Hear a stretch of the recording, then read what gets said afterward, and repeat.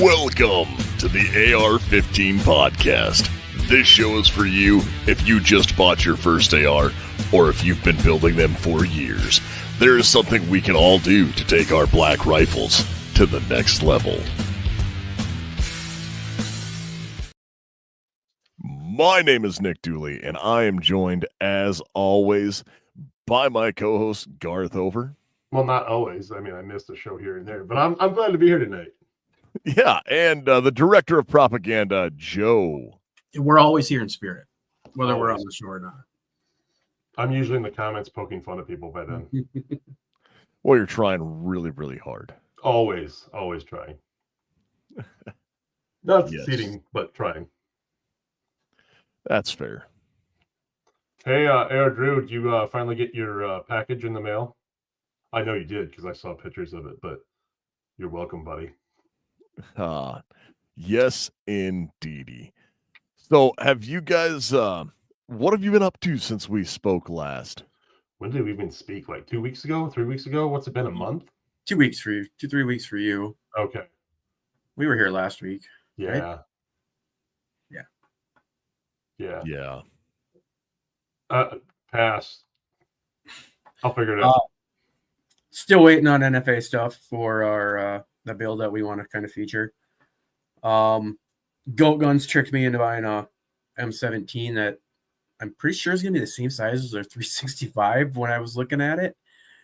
I didn't realize it was a pre-order, but the barrel length, I'm pretty sure, is like 3 inches on this little model, which is basically the same size as a carry gun. So I'm going to be interested in seeing that. It comes out in May. And then my godparents sent me one for my birthday, which was last week, and it was the sniper rifle, which I didn't have, the Barrett, so that was pretty cool. Other than that, I guess, touch on some more of that stuff that I've done here when we get into the show. But unfortunately, drill last weekend, didn't get a chance to get out and shoot anything. So No, I actually haven't got to shoot anything. It's been so cold and windy again. We've got these awful cold winds coming through right now, so I haven't been to the range, and I didn't even buy a gun when I was at the stock show last weekend, so disappointed myself there. Yeah, I'm falling behind. See, I did go to the range last week, and we went out and did some carbine work and ran the dot torture drill with carbines, and then did it again with handguns. But I need to get that. Were your targets for the rifle, were they 4-inch or were they still the same size as the same size? So when you do that though, it has, I should pull that up here and share it with everyone as I furiously Google this so I can pull up what we had. It's the same size targets as doing a standard dot drill, so you can print it out. I have came across some online that they use the 4-inch, so it's a little bigger. But if you when you do these, so I'm going to pull it up here. The big thing to remember is this is actually kind of.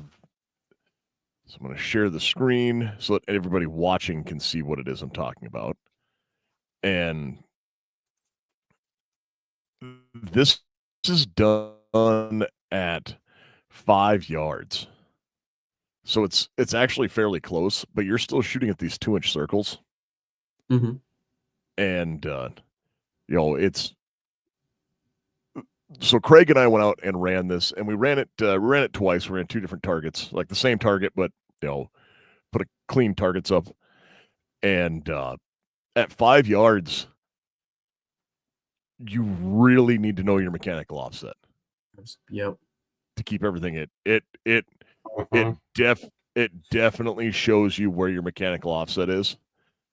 And again, this is one we weren't running on a timer because we were starting slow, and it's like this 5 shot support side shooting from the wrong side. That'll make or break a guy. Yeah. Oh, even in the pistol, the weak hand is a challenge. So where were you on your offset? Were you at the bottom of that 2-inch, or were you even shooting the top of the next one down. So where I would generally aim is, so I shot this and I was running that BRN 180 for a little while, and that has a circle dot reticle with the bottom of it cut out.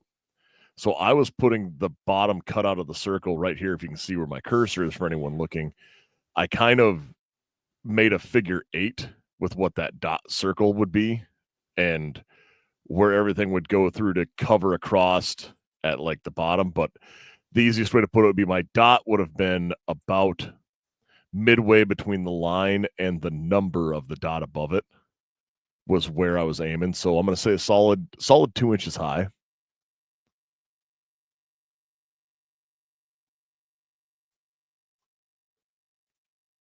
If that makes sense to everybody. Oh, yeah. No, you've made me run that drill with you before, and it's kind of revealing, a lot revealing, actually. Things I need to work on. Yeah, I mean, it'll stress a guy out, but yeah. No, it's not milk. No one wants to be around me if I'm drinking milk. Well, you're by yourself, and that's okay. I don't want to put Lily through that. Yeah, I was gonna say he can't do it to Lily. Yeah. Oh, I do have a piece of news though, not quite gun related, but I did go to STOCK Show with one of our listeners who's in the comments right now, John, and I got to meet him for the first time. What a blast! He brought his family, super cool dude, and he let me be part of a really special moment. He got engaged this weekend, so congratulations, John. Speaking of stuff to do with listeners, Julie or Garth, you guys want to throw that out there? Yeah, I'll let Nick handle that. Okay, so odd. Garth's like, I don't know what we're talking about. I do know what we're talking about. Zombies. Yep. So as you're listening to this, hopefully registration is still open for it hasn't filled up yet, and it hasn't filled up as fast this or in the past years as it did when it was first open. Was Hornady Zombies in the Heartland shoot. This is a major 3-gun event, and you know it's one of the handful of major matches still around for 3-gun from when 3-gun was in its heyday. And it is a blast to shoot. I know we went and shot it last year. We're going to shoot it again this year. And we will. Yeah, the two of us are. Joe, unfortunately, will not be able to join us. I'm going to be at a different range shooting other things. But before you get any further, for those of you that are wanting to look for it, it's at the Heartland or Hornady's Heartland Shooting Park. Is that right? Heartland Shooting Park in Grand Island, Nebraska. So if you're wondering, like, Yep, Grand Island, Nebraska, and nice park. It is an amazing facility. Amazing, yes. Very. The rest of Grand Island, not so much. But you're not going there to hang out in Grand Island. You're coming to shoot with me and Nick, right? So that's why you want to be there. Yep. We do have 10 spots open on our squad. So yes, Vince has it right. Yep, squad 5. Yeah, squad 5. So. Yep. And Horn Ad Day. That's right. For anyone who's listened to the Dead 6 series, that is how they pronounced it in the audiobook. But no, so we do have that going, and we got signed up for that. That was exciting. That will be a ton of fun to shoot, and I am going to continue to train for that and do more fun stuff. No, I don't. I need to start training for it. I was really bummed because they aren't going to do the open and PCC again for shotguns, so that means you got to use tube fed. I have a fear of dethumbing my glove or dethumbing. Let me reverse that. I have a fear of dethumbing. Yeah, exactly right. I'm afraid I'm gonna get my thumb stuck in the loading tube of the shotgun and rip all the skin off. Okay, that's what I'm scared of. So I don't do that because not gonna do it. So I got a box fed. So I guess that means I got to shoot open this year. Whatever, it's fine. We are the AR-15 crew. I will shoot an AR this time around. Yeah, well, I guess technically it could have shot amateur, but yeah, but with open, I don't have any restrictions. Yeah. So speaking of matches, though, so we had our local match. South Central had their schedule released, and in conjunction with Area 3, we were actually having our instead of having our 3-gun in September, we're going to have a PCC match the week before the USPSA Area 3 out in Rapid City. So anybody who wants to come and hang out with us for 10 days, you can come up here, shoot that match, and then go shoot USPSA Area 3 with us out in Rapid City. I don't know where we're staying or we'll figure that out when we get there. Look like, but we also have our local 3-gun in June as well. Yep. We moved it to June so we could, and that was a conversation that kind of three of us threw around together was, well, if we're gonna separate them, why not do the PCC before that big shoot as a warm up? So hopefully that will draw a bunch of PCC shooters out for us. Yeah, and some of us do warm ups at national matches for our local match. That's 100% why we're doing it, right? Yeah. Oh man, and we got a super chat from Engineering Uper. I can't pronounce that, but I have a feeling I know who that is. We all know who that is. Well, speaking of things we did and going to a range, Dooley had an interesting interaction before he got to the range last week. I did. I guess I should have asked beforehand if you actually wanted to bring it up or talk about it.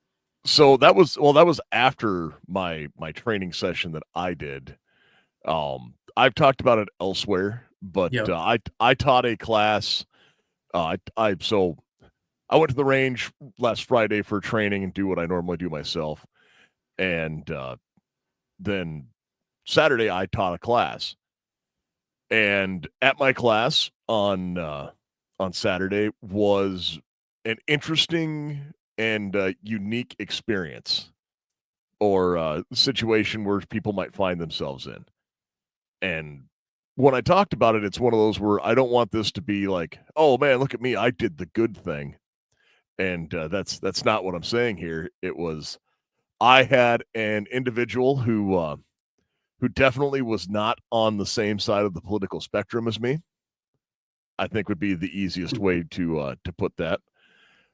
Was on kind of the extreme opposite end, and was in fact, getting involved in self-defense because they were worried about the political landscape. And to that end, I say amazing. Like, good job. More power to them, more power to that individual, because like the Second Amendment is for everyone. It doesn't matter if you don't believe the same thing I do. There were conversations had that when I first mentioned them, I know Garth kind of did well, that's an automatic fail, because it was, what it was like, oh, well, this was like, yeah, that is, instead of going that route, we used it as a dialogue and educated. Well, it was just the way you worded it. I was like, wow, that's like some Oklahoma bomber stuff. Well, it was exactly how it was phrased. Okay, then yeah, I probably without context, just knowing the question he asked you. Yep. Definitely, like, dude, you should have all of your 2A revoked. And I think that's, you and I have had this conversation. Garth's probably been a part of it. Yes, you in South Dakota for an enhanced concealed carry permit, you charge a little more than some of the other instructors, but from talking to people that have taken other classes, a lot of them are, here's what you need to know, shoot that target there, and here's your piece of paper. Yeah, I've taken your class twice. There's always, the second one was a little weird, but there's always a lot of that back and forth question, so that you're not just here to check the box so you can get this carry permit. You're teaching. You are not just instructing, but you're teaching. You're willing to have those conversations rather than, because if that individual would have taken that class from somebody else, he may never have even had the chance to ask it and wouldn't have received that education, and would still be wildly off base. Now, whether or not outside of that, how much it changed his look at it is hard to say, but at least he had a conversation. Garth, you said you did the same thing last weekend, having a gun conversation with somebody from the other side, but did it cordially. You Oh yeah, no. had a conversation, which I is mean, what needs to be done. I mean, be better than your opponent, and don't throw around insults and names. Just talk about facts. Try to stay off your feelings, but talk about what the laws are, what the statutes are, and what is real. If you can keep emotion out of it, if you can keep your beliefs out of it and just stay to that certain stuff, everybody involved would be a lot more centered, and there would be a lot more discourse and a lot more ability to be open-minded and change how you feel about things. well, I mean, the thought is if you can't have cordial conversation and the two opposing sides just end up hating each other, I mean, that's where the hate comes in because no one's willing to talk. And once talking ceases, well, that's when emotions and anger and hate and all that crap come into play. So if you can't have that conversation, then yeah, okay, here's the next step. But I don't want to reach that next step. I'd rather have that conversation. And so I try to implement myself or put myself in those situations where I can have that. That's why when I go out, I have something that has gun attire on, or AR-15 podcast, or dually defense hat. They see it, and they essentially want to pick a fight. And then they meet me and they go, "Oh, you're just a dude." I'm like, "I'm just a dude. Let's have a conversation." Don't give them a fight. Don't be the opposite of what they're expecting, because then they may not change their mind, but maybe then they won't attack other people. Maybe they'll be a little less, combative online, because that's where, most people in a face-to-face conversation aren't that bad. You get some people. Yep. And this, when we were having our conversation in class, it was, they literally had no idea, like how warrants worked. And it was, asking questions about that. It was like, no, man, like, not to sound like an asshole, but do you understand how these work? And it's explaining that not every warrant is a, kick in the door, no knock.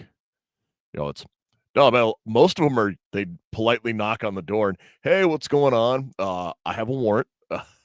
And that's how it goes. Or they'll wait for you. They'll stalk you and wait for you to roll through that stop sign where, hey, if you're in the car, as long as you don't run, it's an easier apprehension than trying to get through your door. And this was more of a searching, like talking about searching places. And I was like, yeah, there's a lot of things with it, but where we live, they don't do no-knock raids. Yeah, they don't, because no one wants to meet the business end of a 12-gauge shotgun. But no, so that's one where it's just, guys, it's important to have those discussions. And I'm big on education. Like, I'm huge on training and big on education, and never be above, one, learning, and two, like Joe was saying, having that conversation where it might change how somebody views the rest of the gun community. Yeah. And that is me getting off my soapbox. But while I was at the range on Friday, before I went on Saturday, because I pretty much live at them. Like, it's if I'm not at work, I'm at work, and it's just those are involving ranges.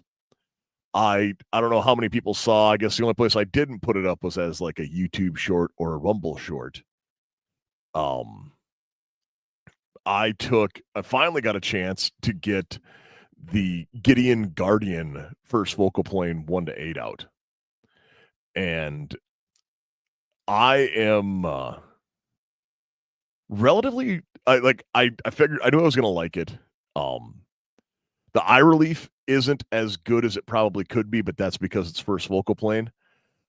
First focal planes in LPVOs historically have kind of wonky eye relief just because of how it works. But with that, I was exceedingly impressed. It has a very unique reticle on it. I know I've talked about it before. And when getting through it, the reticle's made to draw your eye to the center of the reticle every time. It has some splash that comes in, and I zeroed it at 50, And immediately after zeroing it at 50, I did what could only be the best thing and went straight to the 300-yard line and started, shooting there. And when I did that, went, all right, yep, well, we're going to shoot at our 300. 100%. The very first thing I did was first round impacts, and I have no complaints on it. Ran a ladder test. I went back and ran a ladder test after I was getting my impacts at 300, and everything worked exactly as advertised. And I was exceedingly impressed, and I will be doing a lot more work with that in the future and talking about it a lot more. No, I'm stoked to actually get hands-on with that firearm and scope, because we've looked through it a few times, but I've never looked through it on a firearm in an outside setting. So super excited. For all of our viewers here, or the viewers watching the live stream that aren't listening at home, I will try and explain how this looks. It has what I would consider, like the German style 3-post reticle, where it doesn't have the top rail coming down for the 3, to go to the T-post, and then it has a dot and a circle when it's at 1x. So like a very fast 1x reticle. When you're on 8 power, that circle goes away and you actually have, large dashes going in and focusing the center of the reticle for you, kind of directing everything. You naturally want to put that on something, but it still kind of has that Horus tremor reticle of dots going down, so you can actively engage targets or use the reticle for ranging. And it's super rad when you get into all the thought that went into it. I can't remember. Was it also illuminated? Yes, it is. Okay, see, that's why I think I liked it so much, because it does have a lot going on in the center, but then illumination, I can track a little bit better. For me, anyway. Yeah, and I was running it without the loom on, and it was, yes. And Vince is right. Mill is better. That mill is the way to go. And also, here's a teaser of things coming up later this month. There might be some people from Gideon on the show, as well as some people from a great rifle manufacturer on to talk about what is the best optic for an AR. No, I'm stoked. You kind of schedule it right during Joe and I's vacation, but we'll be there. That's fine. I can start this internet shit talking fight without you guys. I know you can, but I want to be there for it. It's like my favorite thing to do. So that's fine. I'll just bring my iPad along. I'll do the location thing. It'll be fine. Yes. And yes, Mitchell Defense is the rifle manufacturer that will be on. We'll have Nathan on for that, and so that will be a fun show. Yeah, I'm thoroughly looking forward to it. There'll be a little nice break in between all the shenanigans going on down there, hopefully. So yes, and I did that. Also, I am still. And Vince says that if Garth and Joe can't make it, he'll fill in. But the other thing I needed to speak on is this will actually kind of segue into our topic a little bit, because inevitably, whenever I finally do the on the fence about purchasing something, I will buy it, and within 2 weeks they come out with the next generation, because I generally don't buy things right away when they come out. I am not an early adopter of most things. No, what happens is you go, hey man, I just saw it. It's online and it's pretty reasonably priced. I think I'm going to pull the trigger. I'm like, don't, and he does, and then bam, next generation. You know why it's reasonably priced? Because they need to get rid of them for new stock. Exactly. No, that's not at all how that went. A few times. No, it's the last time I did that was buying the BRN 180, and then they came out 2 months later with the BRN Gen 3, which will be talked about in our upcoming. I think the Gen 3 might be one of my next builds. So I have the Gen 2, and I have that on a shield arms folding lower. And shield arms you may be more familiar with because they make the 15-round Glock 48 mags and Glock 43X mags. And they made this folding lower where it has the folding device built into the lower. And it is the favorite folder I've ever used. Hands down, without a doubt. Like, I've had the Sylvans, I've had the Laws, I've played with the Deadfoot.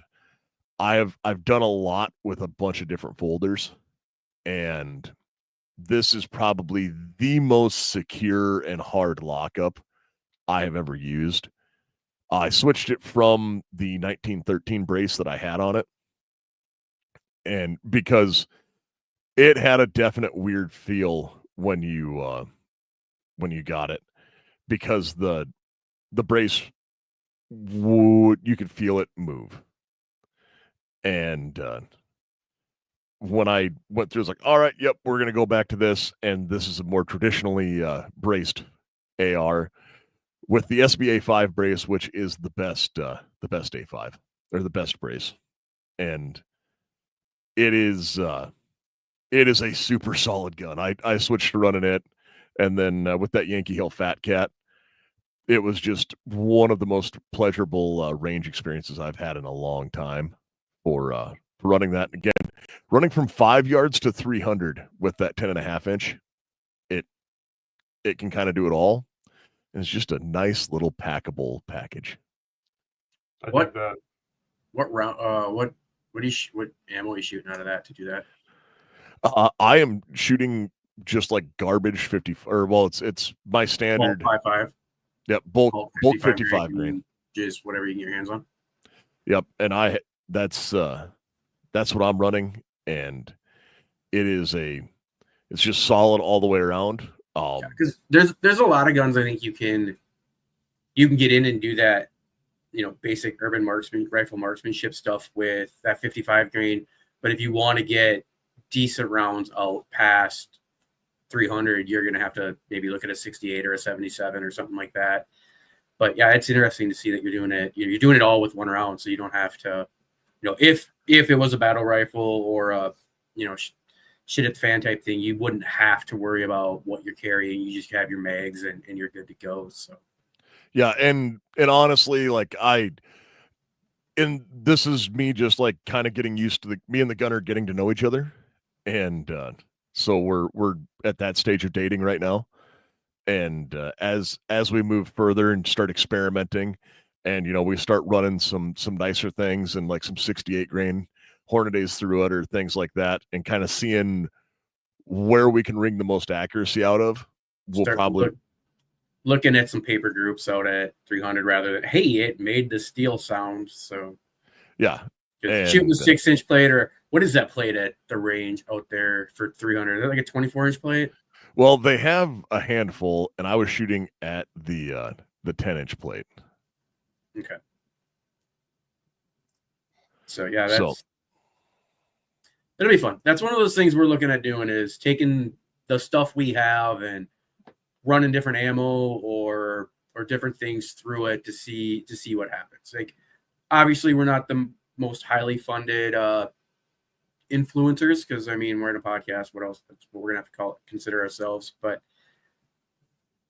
so taking what we have and what we can walk into runnings and grab 4 boxes of random ammo and see what happens with it.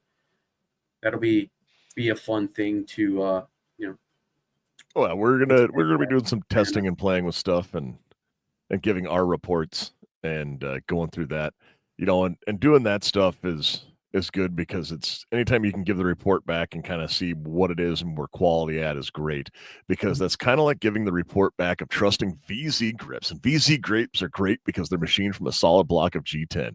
And G10 is great because it's durable and doesn't get slippery when covered with mud, blood, or sweat. The 17-degree grip angle and wide variety of textures from mild to extreme, as well as color options and shorty versions are also available. 1911 grips with extreme customizability, standard slim palm swells, some notches, safety cuts, bottom profiles, and more. More than 25 textures and 27 colors are available. And there's a coupon code good for 15% off all handgun and rifle grips. And that code is AR-15 podcast. And that is only for grips, I found out, not the handguard covers and other accessories that they have. Or the pencil daggers. I don't know why. I thought it was going to be for everything. So I'm like, cool, I'm just going to get this bundle. I was very disappointed on that part. But still, they make a good product. Yes, we like them. So, nope, we had that. Now, guys, now we can probably get into kind of our meat and topic of the show. Like, I know we've been talking about project updates, and I was talking about that.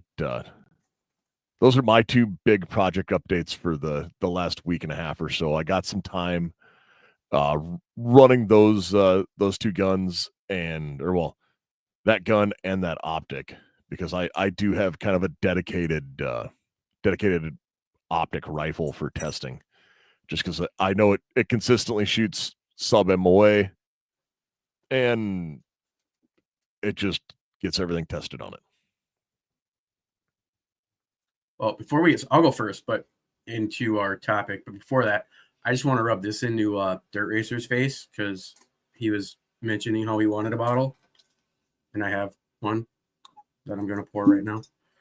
But so our topic, or ADD ramblings for this week, was stuff that came out of SHOT Show. Everybody knows we made it pretty clear that we weren't able to make it. So we looked around online to see who had different things out there. And I'll start. I've never been to SHOT Show. I don't have the biggest desire to go to SHOT Show, just because I'm not a fan of big piles of people. And I also feel that, at this point, the AR-15 and most rifles or even pistols are very done. Like, there's little things here there maybe that you can improve upon, but most of them they're at their peak.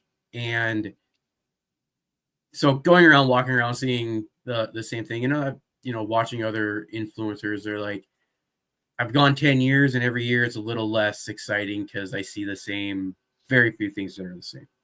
So the things I did find looking around that I thought were pretty cool, not necessarily a new idea, but that Kel-Tec PR-57, which has the tubular load from the top. Again, the stripper clip, loaded with stripper clips. You can load it singly. It's a rotary action. You can load it singly or load from the top into the pistol grip, which what I would call a blind magazine, because it is a non-removable internal magazine. Exactly. I think that's actually, yes, they said it's into a blind internal magazine. So, and that's only like, and I had seen it, I had read about it, and then Brandon Herrera did a piece on it for his gun meme review, and he's like, love Kel-Tec, hate Kel-Tec, whatever your feelings are, at least they're doing something different than just showing up with, here's a new polymer pistol, striker fire pistol that we already have 8 billion of, or here's another wheel gun that we have 1 billion of. So I just want to know who has better cocaine, them or PSA. Like that, those departments. Like, but love them or hate them, they're trying to do something other than just put out the same product every year or make small tweaks on it. So that one was pretty cool. Another one I found that I thought was pretty neat, Heritage Manufacturing Cow Whip. It's an exposed hammer side-by-side shotgun. And if you're into like that old school stagecoach type gun, over and unders, yeah, they're all the cool thing in skeet shooting or sporting clays. Side-by-sides, they're just kind of a neat little thing to have. Well, and Heritage is generally known for doing their cheap 22s. Mm-hmm. Oh yeah, the Wranglers. What are they? Which ones are those? That's the Ruger Wrangler. Heritage is just the Heritage Rough Rider 22. Yeah, the Rough Rider. There you go. Okay. And they're a full size, single action army reproduction in 22. So, like these coach whips, like they look pretty rad. It's a cool old coach gun. No, it looks fantastic. So, and then another one I saw was called the Flightlight Industries Bandito Lever Action Pistol. It's so those are they're not real. Is it not just released yet? Well, they're not released yet. Fightlight is cool. I have bones to pick with Fightlight. Okay. So Fightlight also came out with they received the prestigious Golden Bullseye Award for their AR magazine fed lever action AR rifle. And they got an award for it, and it's never been in people's hands. The two things they make that most people would know Fightlight for is they do the belt-fed AR uppers. Okay. And then they were the first ones to do what I lovingly refer to as the pirate gun. Mm-hmm. So they have you have to use their specific bolt carrier, and it works like an old 1187 shotgun where it has the spine that goes down into the hand grip, and that's what falls down for the buffer. And they have it shortened where it comes down kind of like a bird's head grip, all Mossberg Shockwave, and everything goes down into that. And they made a pistol version of it, which is cool. And like I wanted them because it was like Space Pirate, and I thought that was neat when they came out 10 years ago. Mm-hmm.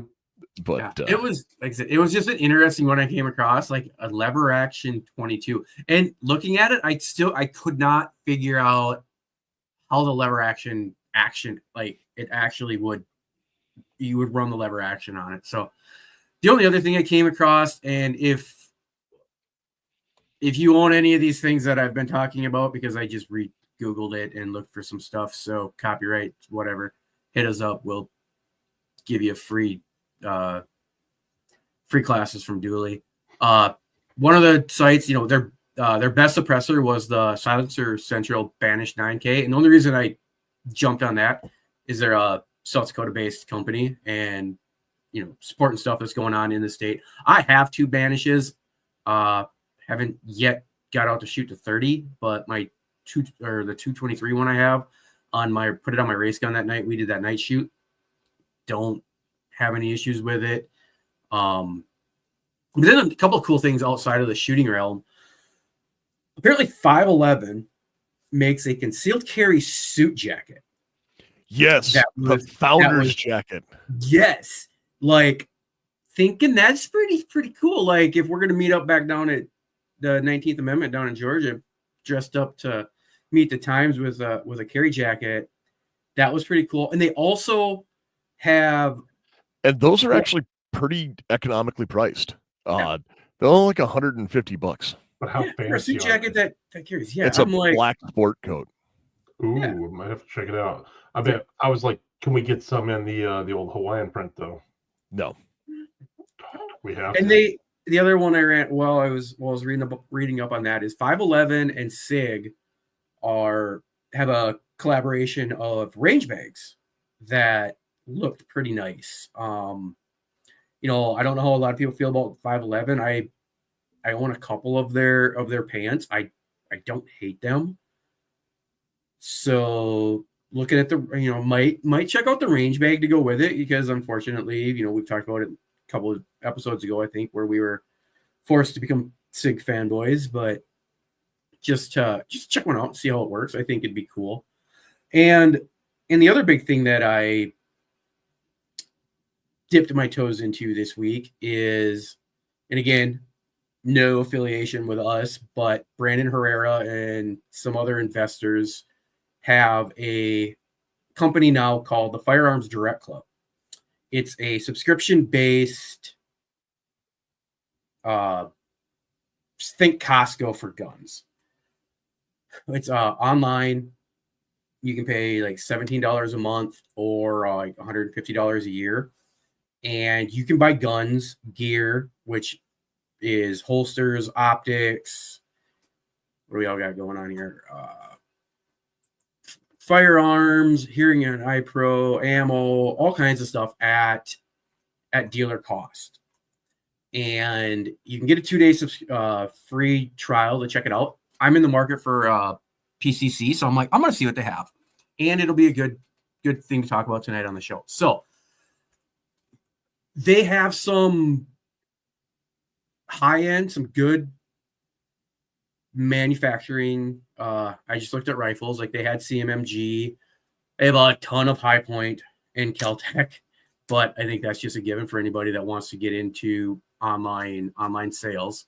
They've got Smith & Wesson, Radian. They have a lot of stuff. I was looking at those prices, so I'm like, all right, so how good are these prices? Jumped over to just look and see what was on Gunbroker for some of the PCCs. And for the most part, they beat most of the prices. I mean, there's a few listings on Gunbroker that beat what Firearms Direct Club was listed at.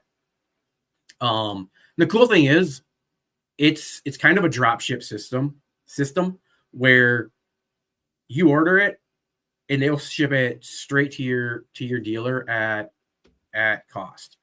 There's a few items, from my understanding, that they go from the dealer or wherever you're buying it, wherever they're warehoused at, to them, and then they send it to you, which delays it by a couple of days just because of how that manufacturer sells their stuff. Cool thing is, if you're a member of it, for every month you're a member. Real quick, Joshua, sure, we'll definitely take a PCC. If there's somebody who said, yeah, we'll abuse whatever you got. So, but the cool thing, if you sign up for this club, and again, we're not endorsing it, for $150 a year, $17 a month, they do a quarterly gun drawing. And if you're familiar with the Fat Electrician, Donut Operator, those guys on their Pepper Box thing, they do a lot of Rage Days. They're giving away one of them guns every quarter. And for every month you're a member, your name goes in the drawing. So even if you buy one firearm from them, you basically get your money back and you're in for these drawings on some pretty sweet guns. So it's an interesting concept. And like I said, I looked through the selection of firearms we had. There's a lot. It's not like you're limited to 3 knockoff brands. So just something people think about. I thought it was neat because it's a newer venture into the firearms market that's out there right now. How long it lasts, I don't know. If you check out, the only place you can see Nick Fat Electrician's report on it is on Pepperbox, because the other place that shows videos doesn't like it. But he said once you are in, unless you stop your membership, you will be locked in at that price. So if they aren't making enough money and they update their pricing to like $3 a month more, you will stay where you're at unless you give it up. So it's kind of cool. Something to check out for those of you that are looking for a good place to get some deals. So that's about all I got. Yep. So Josh, thanks you. Josh, for anyone who doesn't know, is from Wraithworks, and he's the designer over there. And thanks again for that. Sorry I didn't get to see you guys at SHOT Show this year. I know their PCC is one of my favorite because it's best looking, because it doesn't use stupid Glock mags. It uses CZ Scorpion mags.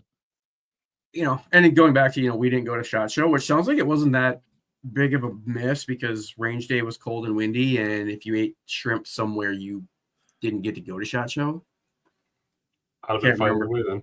I can't remember. I don't remember where they said the bad shrimp was, but from some of the other gun tubers and stuff like that, it was, if you ate the wrong shrimp, you didn't get to go to SHOT Show. You stayed in your hotel bathroom. Yes, and range day is fun because you get to shoot other people's ammo, or at least it's called the National Guard. I would like to thank all of our listeners for their tax money, but as long as we keep getting it. I can say I have never been to a nice range day at SHOT Show.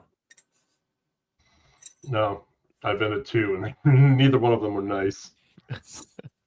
So Garth, did you have a list of things before we roll down my list?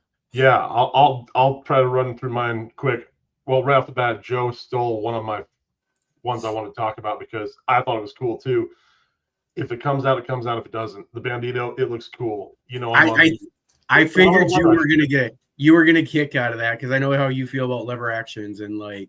I love them, man. The Henry that I shot. It looks cool as can be, and yeah, if it functions, I'm interested to see how it works.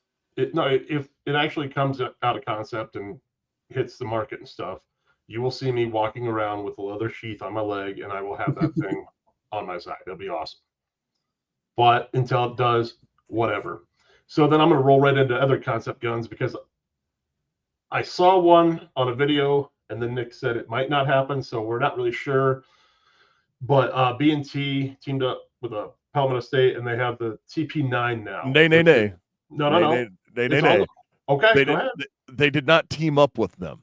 Okay. That is not a team up. That is PSA made a handgun PDW thing that takes B&T magazines. Okay, because they haven't listed B&T USA with them, so my bad. But they have this gun out there. It's on the website. It says out of stock, coming soon. We'll see if that's actually going to happen or not. It just subguns. Didn't know I needed one until I saw it. So yeah, I don't know. I've owned subguns before, but nothing like this. And with a little, pistol brace on the backside of it, I think it looked pretty sharp. But yes, GunCon 25 is going to be a good time. Oh, absolutely. It's going to be a great time. But then I actually started looking about, hey, we are the AR-15 show, so let's talk about some AR-15 related products. And so I jumped on Streamlight because you guys know that we support the crap out of those guys too, even though they're not sponsors. That's fine. ProTech Rail Mount HPX Pro Long Gun Light. It's the whole kit and caboodle right there into one package. It's a pretty solid light. Just run down it real quick. 800 lumens, beam distance, 648 meters. Battery type, which is cool in my opinion. You can either replace them or recharge them, and they take the CR123A batteries. 6 inches in length, weighs just under 7 ounces. Solid setup. I was never a fan of the tape switch stuff. I always like to just turn a lever on, but the more I play with tape switches, the more I think, hey, that might be something I'd like to put on my 10.5 in the pickup. So kind of excited to check that light out because I love Streamlight. All my lights are Streamlight. So, well, Garth, you were never a fan of rifle lights. You just put pistol lights on. I did, and still technically do.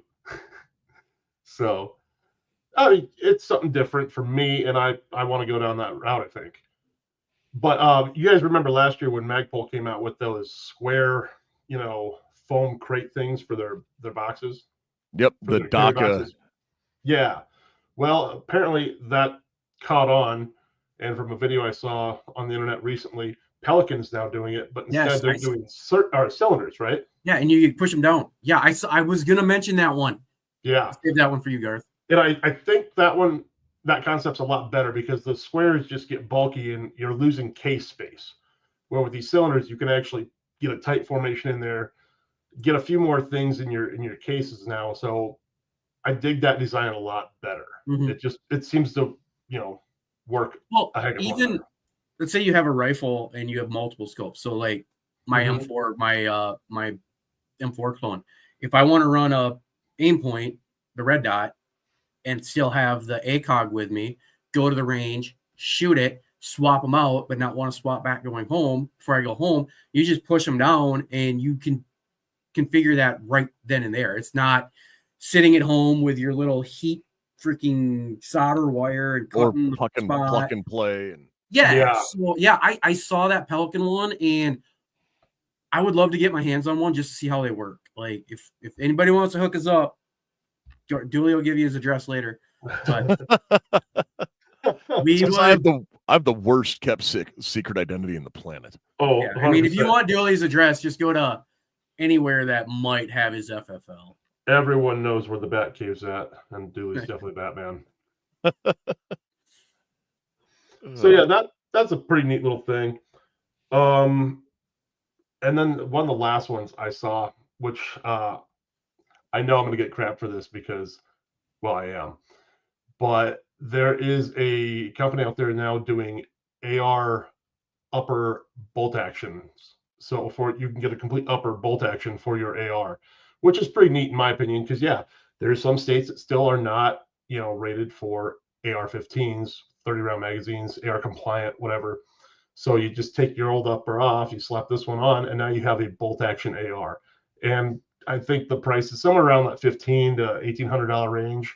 But that isn't that different. Cool enough concept. That isn't that different than some uppers that are out there either.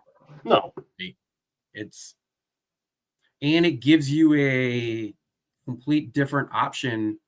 You can kind of build it like you would a BRN. Instead of having the recoil, you can put a non-tube stock on it and just run it as a bolt action gun. So well, that's very true, Vince. Every AR is a bolt action if you break it correctly. Ask me how I know. Things you learn from experience. But no, I thought it was a cool concept just to, be able to do that. So you get a new Pelican case. Well, I'm going to switch over and do some precision shooting now. Bam, there it is. And just like that, Garth wanted a hard case. Finally.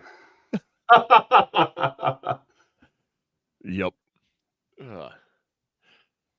So I know there's something else that Garth wants because it's something we all want, and that is a reliable custom Kydex holster. Are you in need of reliable custom Kydex holsters? Then Klecker Tactical has your one-stop shop. Using premium USA source material, Klecker Tactical will build you a holster in a variety of styles and colors along with light or laser options.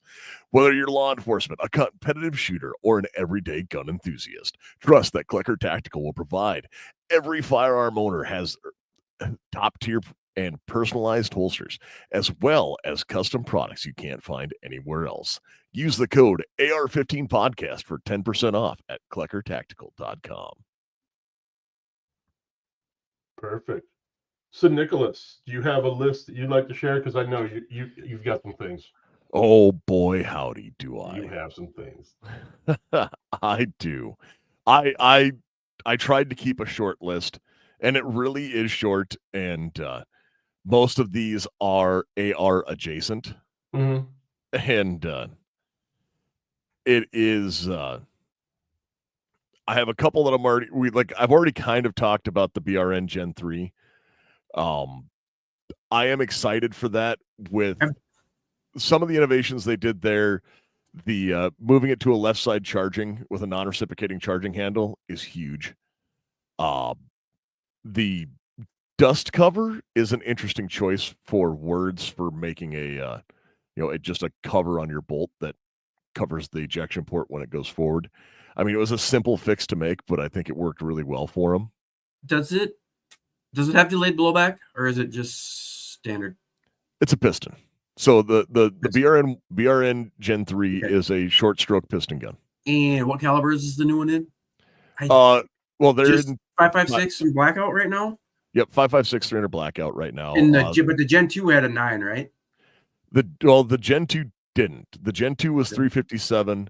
All the BRNs are short stroke, and they're actually calling the Gen 3 the MCX killer. So we'll see if that's actually a thing. That's cool. I am truly excited about it just because, like, the BRN 180 truly is one of the biggest things that happened to the firearms world. It is Stoner's second best design, next to the direct impingement and the AR system that we know and love for the AR-15. But the rest of the semi-automatic rifles on the planet would probably, the vast majority, not all the rest, but the vast majority, would not exist without it. Because like a Bren, the FN Scar, that bullshit British bullpup, the LA-80, all of those things run a adapted version of the BRN 180 short stroke piston system. So going through and innovating with that is a way to make everything run just a little bit better. And I'm excited for that because it truly is innovative. Now, we talked a little bit about B&T earlier. B&T is bringing their own AR to the market, and I just need to mention that because it will be overpriced and only hipsters will have it. And that's all I have to say about that. I would be remiss if I didn't talk about actually, I'm going to move through one other thing and talk about another. The next two things on my list, actually, the next three things are all going to come from the same parent company. But the first one is a direct competitor to the BRN, and that is the PSA Jackal. Now, a couple years ago, we got a PSA Jackal 10.5-inch to test. Yeah. And the Jackal in 10.5 was lights out awesome. Like the one we got into testing was good. And that was a one case, like we had one, and that 10.5 was solid. And then Garth, you bought a 13.5-inch. I did, and it was garbage. Even though I kind of said, hey, wait, maybe don't do a 13.5, like let's do a 16. And the 13.5 was a pile of garbage. Mm-hmm. And you had nothing but problems with it. I know it wound up on my workbench 3 or 4 times. It did. And I kept fixing things that should not have been broken. And we got that fixed. And then you traded it in and sold it to some other super well-informed individual. I think it was. I can't remember if I did that or if I traded it, but you traded it to somebody who thought it was really, really cool at a gun shop. And I went, good for them. Oh yeah, I do remember that now. Yeah, I did do that. Whoops. And but that is cool. Also, last year PSA teased, and now they are selling the PSA Jackal in 308. Oh, nice. Which is the Scar at home. Like, cool. 100%, that is the Scar at home. Now, because I am an ultra gun nerd, this next thing, super awesome to me. The H&R T48.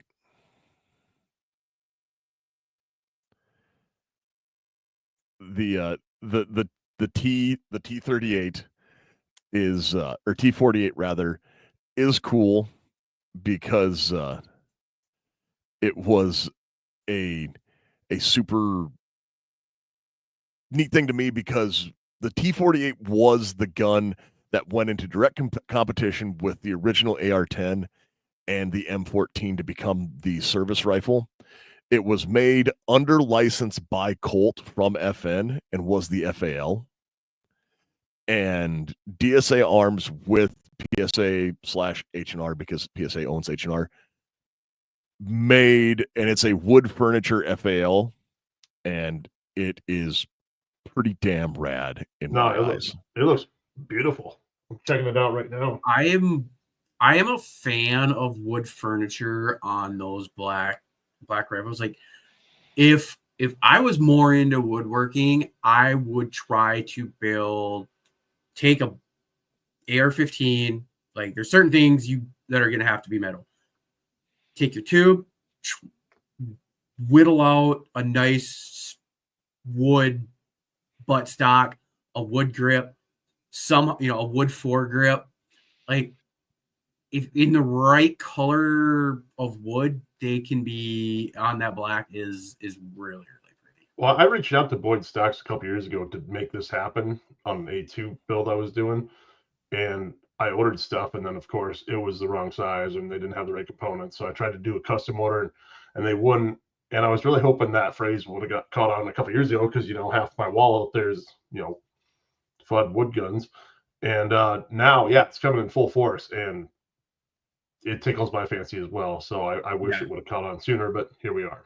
Again, I wish I had that, like, just a little bit of wood knowledge. Like, all right, take this piece of wood, trim it, sand it nice and round, drill a nice hole in there so it'll fit over a buttstock, and whittle out a grip. Because the parts that you could actually do in wood aren't that hard really to make or use. Yeah, you would lose your adjustability on like a buttstock, but I run a lot of fixed stocks anyways, because once I know how tall I am, I know how long my arms are. Once I know what length I need on my length of pull, I'm not worried about it.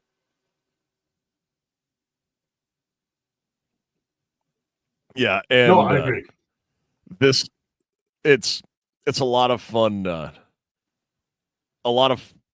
It's cool, and again, my big thing on this is I just really love the history on this, because that T-48 hands down beat the M14 in trials, and was actually what won it, but it was too modern and ergonomic and things, so we went with the M14 because reasons. Because we're American and we decided to, and it was. I come from a generation yet, and you guys aren't too far off, where everything was wood. Oh, like, yeah. And before I took over. I totally understand, but that was just one of those things where the gun nerd in me loves the T-48 there, because I am that nerd. No, it's a sweet looking little and little, but oh, here we go. Vince says, I saw Jackal fail in a uniquely crazy way at the last competition. I call a reverse double stovepipe. Empty case found its way back into the chamber backwards, and the next round began feeding. That would be insane. I'd just throw it in the trash and walk out. Like, yeah, that is what you call ungood. We already talked about the Keltec 5.7 thing. That's an interesting one. I think we should get one. That'd be a fun range one, or a fun stage gun. It would. We might have to look at that. One other thing that I'm excited to try out. I am going to get one. I will be getting one of these. The Athlon chronograph. Ooh, I missed that one.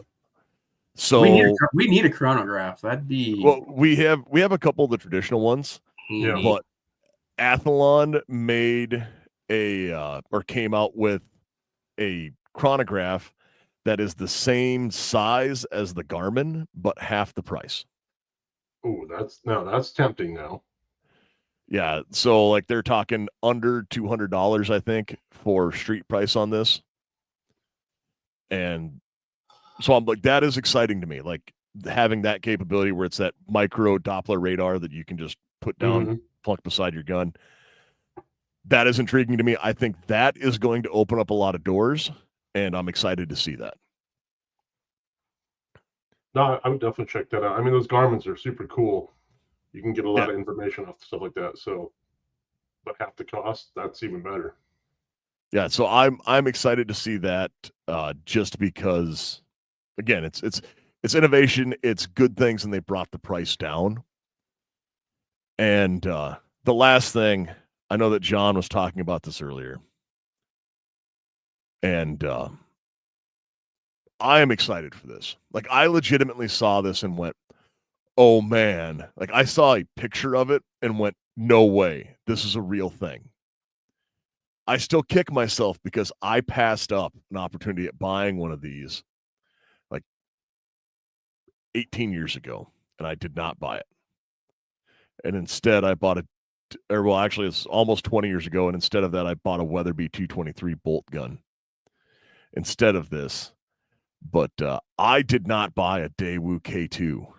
Oh, And then I saw at a gun show here in Pierre, and the battle rifle of the rooftop Koreans is once again just have an auction on one of them that like all original went pretty crazy. Yeah. And so the battle rifle of the rooftop Koreans, they're making the Daewoo K2 again here in America. That rifle is coming back to the U.S. and that is a long stroke gas piston operated rifle. It's going to feed from AR MIGs, and like, I'm here for it, guys. Like it's another option. Like it's AR adjacent, but I'm just excited about it because rooftop Koreans. If you're gonna, there's nostalgia, there's the building something because that's what it used to be. But in this day and age, if you're building something and you think you need to build it on proprietary knowledge, SIG in their proprietary mags for their PCC, like everybody's got 1,000,000 5.56 223 AR mags laying around. If you're building something that's going to use that, build to use what's already out there. It's like any PCC, which is why if you're building it to use something honestly other than like a Colt mag or a Glock mag, you're just shooting yourself in the foot. You're Scorpion mags. Yeah. CZ Scorpion mags are superior to Glock mags because 9mm is technically a tapered round, and I will die on this hill, and Glock mags are fucking stupid. But if you're going to build something, it can still be unique to you, but use the stuff that everybody's got. If you want to, because like you said, why is that chronograph so, what's the biggest selling point that you said on it? Half the price. That's where, if you go back to what I said about SHOT Show, where everything is, I've already seen it. If you want to get my attention, can you do it for a better price and still have the quality? Well, you see what's going on. I mean, you look at the last couple of years. Like you said, Joe, everyone has been, the gun designer here agrees with me, though. Oh, I understand that. But I'm just saying that without really getting crazy, I mean, it's all more internal now that where you're seeing the innovation and stuff. So what do other gun companies do? Well, they go back 20, 30 years and they take models that are there and they go, I can build it now a little better and a little cheaper with these parts. And so you've got all these little clones or whatever you want to say running around. So you're like, oh, it's that, but it's not that. But it is. I watched a video. This is the HPK5. It was one of the sub 9s, and that was their thing. They're like, I can build a clone cheaper and better than what they're actually selling it for, like the actual manufacturers. So if you want to get people's attention, can you make it? Was that for the squeeze cocker? The no, the VP7? No. It's okay. It's whoever runs around with Nick, the fat electrician in Iowa. They have that range where they go shoot at. I saw it on Pepperbox. I can't remember what. View. Yeah, he was doing the HP. I think it was the HK5. And he's like, I can build the clone better and cheaper because now I can't even remember where I was. Oh, I was looking at like different reviews for different guns, different PCCs, and they're like, this gun is, the trigger sucks, the grip sucks, this sucks, but everybody that wants it knows what they're going to put in it. It's like I've always said about Harley Davidsons. Like if I could order one from the shop that was like just the frame, the tires, the tank, and the jugs, like I'll put the cam in it, the exhaust on it, the seat that I want, the handlebars that I want. Give it to me as cheap as you can, knowing that I'm going to throw 90% or X percentage of it away. I just need your serial number. Like, if that's what you're looking at, like, cool. Here, and that's where we are, like, with the AR-15s. It's like the hot rods of the 60s and stuff, where you could order a Camaro in primer and do whatever you wanted to it. Like, that's what I'm looking for. Like, yeah, throw a GI trigger in it. I'm going to go put the one I want in it. Throw the GI grip on it. I'm going to go buy the one that I want. If I'm not building it from stripped upper, stripped lower, I don't care what it's got on it because I'm going to add what I want. Yeah, agreed, Dr. Scary Guy. Agreed. I will also say that one other thing with this, that, you know, like, one other thing that we're going to talk about that you should just put on if you're going to do oh, hey, you know, like, we're building this, you're out. If you want the best muzzle device that is also the cheapest and most effective for most people, just throw an A2 birdcage on. A2 birdcage does really good.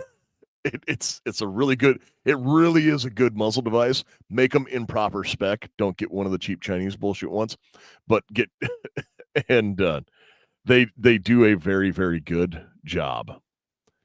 So I'm going to bring this up now because we got a picture of that feed. Okay. Where the case, like, how did they get the beans above the Frank? Okay, this is a technical issue here. Before, when you would share this stuff, it would show up on our screen. I'm just seeing it down on the bottom. Why is it not showing up where you're showing it? Does everybody else actually see what when he shares his screen? I'm seeing it. I am not. I wonder what the hell I did. Why you're the director of rooftop operations and not the director? No, I'm propaganda, not. Oh, sorry. That was Craig. My bad. It worked last week and every other week. I don't know what the hell I did. All right. Well, anyways, we stopped sharing that now, so we're back to normal. No, it's fine. Yeah. But yeah, that is a weird thing. And I know that Devin there is talking about the Nero 762-556. We have to contact them. That is an interesting lesson in fluid dynamics that I want to play with. And it is a interesting thing to play with. I saw some pictures of it, and I'm like, it's the Starship Troopers meme. Desire to know more intensifies. There. Like, you've piqued my tism.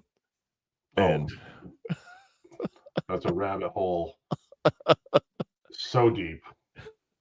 What's that? My tism? Yeah, oh yeah, your tisms. But that was our abbreviated list of what we saw from the Coverage of SHOT Show that we thought was the most unique. One of the cool things about that Kel-Tec pistol is it is a rotating barrel, but the breech lock is on the wrong end. Interesting. Yeah, I haven't dove into it enough. I had a couple guys asking about it, and I was like, I don't know, it's weird. It's a rotating $400. I think it's something we should get and do a video on. Yeah. I'm not opposed to that. But it locks on the muzzle end. Yeah. Not the breech end. So the rotating barrel, like, I'm here for it. I love, everyone knows I love innovation. I love weird stuff. And like, I have just enough tism to not be into trains, but well, it's funny because John and I went to a train store last weekend. Trains, planes, guns. Yeah, it's all the same. I felt very out of place, but I was like, I know a guy who might dig this. So, who was it? You. No, I'm not into trains. He goes to the hobby shop and looks at model planes. I'm surprised he doesn't have a model plane. I really am. I have a drone. Yeah, I'm surprised you weren't into model planes. Surprised you haven't dressed your drone up like a plane yet. No. Was I researching fixed wing drones this week? Maybe. All right. Ooh. Oh, I don't remember which one. Have you seen the anti-drone infantry training? They're trying to give them shotguns or train them in how to shoot drones out of the sky with shotguns. No, but you have I my can do that. I know Nick can do that. Garth could probably do that. Most of our infantry has no idea how to operate a shotgun and shoot a flying bird, but I watched the video on it. It was pretty interesting. They said the biggest hiccup is as fast as they are, by the time you hear them and see them, you just don't have time. Well, they had pretty cool. They were showing some of the Ukrainians modifying their 5.56 rounds to shoot a web or ball bearings on string to bring down drones. It was really, really interesting. the shotgun bolo rounds. Oh yeah.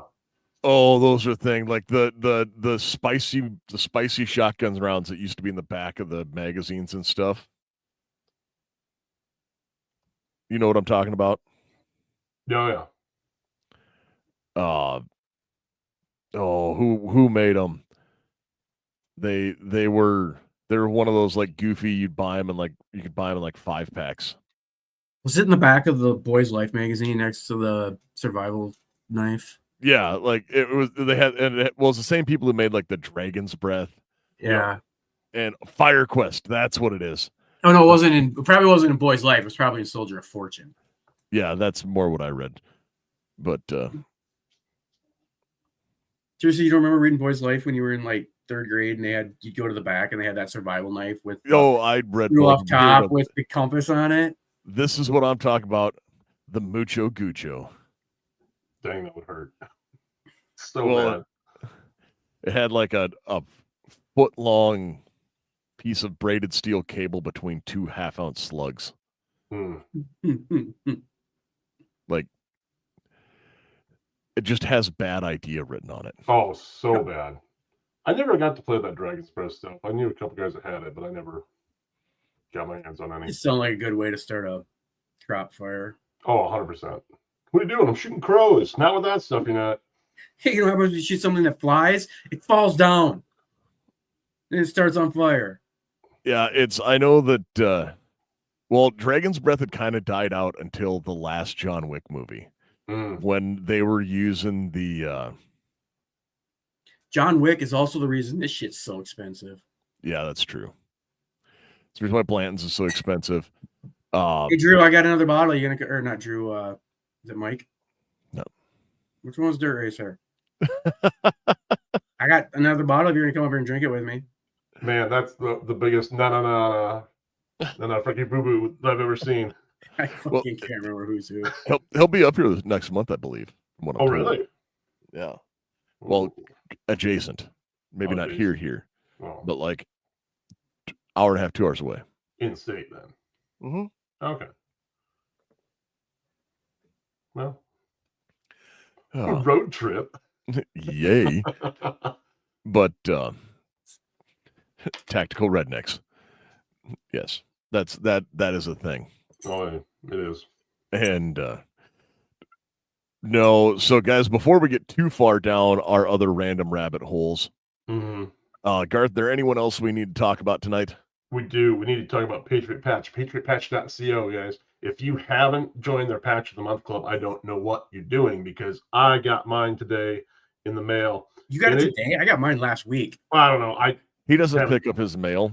I don't. Yeah, I don't check my mail on the regular. So yeah, that holographic heart. Yeah, that's pretty cool. Oh, and holographic on the old iron sight. Yeah. And what's this say? I've got my sights on you. Yeah. Fantastic. They have. And it came with a free sticker. Oh yeah, it had a free sticker, not just the patch, but a sticker. Yeah. So which brings up a good question. What do you do with all your stickers? Because I just have a pile. My gun safe has too many stickers, and now I've started moving into my gun cabinets and sticking them in there. And I have a collection of water bottles. Oh yeah, you do the watermelon thing. So See, I can't do the hipster hippie thing and put them all on my back of my laptop. Just makes me, I don't know why. I But have a it'd be bunch of full. stickers on the back of my laptop. I know but you do, but I mean, like, I've got 3 goat gun stickers because they put one in every single one of them. Mm-hmm. I got this cool Ninja Turtle from Tac Pack. I mean, that one was pretty neat. I have an AR-15 podcast, a based Bluey sticker, and then a donkey with a minigun and a like hula girl anything with you an buy M16. comes with stickers. I've got so many brand stickers. I don't even know where they're at. Like I get the patches. I get patches because you can build a patch wall and move them around. The problem with stickers is once you take the back off and stick it somewhere, it's there. I have them on the side of one safe and the shop beer fridge. Nice. Oh yeah, the beer fridge would be a good place for them. I haven't done that yet. I might start. But yeah, guys, check out Patriot Patch, patriotpatch.co. Yeah. They're a great guy. No, they're awesome. They helped us out so much. They sponsored our SCH shoot last year. So kudos to them. Oh, now I'm getting shit talked in the comments. This is great. Yeah, my Bluey's on my my safe over there, the Arc, because I have 2 of everything. That's what I call it. Because I'm dumb. Yes, you are. Anyway. Okie dokie silly. I'm an idiot. Yes, you are. Matt, what was so funny? So as we move on here, guys, we have that. We appreciate everyone who tunes in live and engages with us. We truly appreciate you guys. And, especially all of our people over on Rumble, because that is where they still kind of love the, the First Amendment and free speech. And the Second Amendment. Yeah. And join the 2. Yeah. So as we move forward, like surprisingly enough, we haven't been kicked off YouTube in a little while. So we'll see how that goes. We'll probably change that here once it gets nice out and we get to start making some other content. Yes. And so if you're not on Rumble, you should get over there so when they do kick us off, you can see it. Yes. And then also you should check out the rest of our social medias, which Joe's making sure that we are more active on. And Garth and I have actually even been posting like different videos where we're talking like randomly. Yeah, it's weird. If you don't know what we are, if you just look up AR-15 podcast, you'll probably find us. It's what we are on Rumble. It's what we are on YouTube. 2.0 or AR-15 podcast 2.0 on Instagram. AR-15 podcast on Facebook. We don't have a TikTok. I don't know how TikTok is on gun stuff. I don't see a lot of guys out there doing it, so we haven't jumped on that realm. Gunstagram's where it's at. Yeah. What's the other new one? Free. Oh, I don't know. Free? Yeah, dang free. Yeah. Yeah. Yeah. Dang free. Check out Dang free. That's a pretty cool place. They talk about bourbon. They talk about cigars, guns, some other stuff. Definitely hit that one up. No, check that out. And any parting words tonight, guys, before we go through? I know Garth forgot to talk about one thing that he was supposed to talk about tonight. I made a video of it. They can go check our socials out. Yes. We'll try to get more in depth with that one later. We will. Let's save that conversation for like an actual video. Yeah. We'll do that. We can actually do that. So it's unfortunate we live in the frozen north and we have to wait for it to get night. I mean, I'm not going to go shoot videos in the cold. Same thing I used to tell people when they wanted to go riding in November and December. If I have to dress up like I'm going snowmobiling, I'm just going to stay in the house. Yeah, I agree. Precisely. Well, I shouldn't say it because I will still go out and shoot. No, you will. You'll do it. Well, that's a different thing than trying to shoot content when you're all bundled up. I see some of these guys on some of the other places. Like, I get it. You have to meet your quotas or whatever you need to keep within the algorithm, but maybe can some of that stuff you shoot in the summer and put it out in the winter.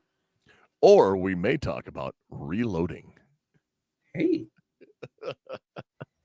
that's gonna be fun. We're gonna have to do that because a couple of the things we're building are gonna need some loads built or formulated, and that's a whole podcast and separate videos on what we test and tune on those. So if only one of us was a nerd who got into that stuff.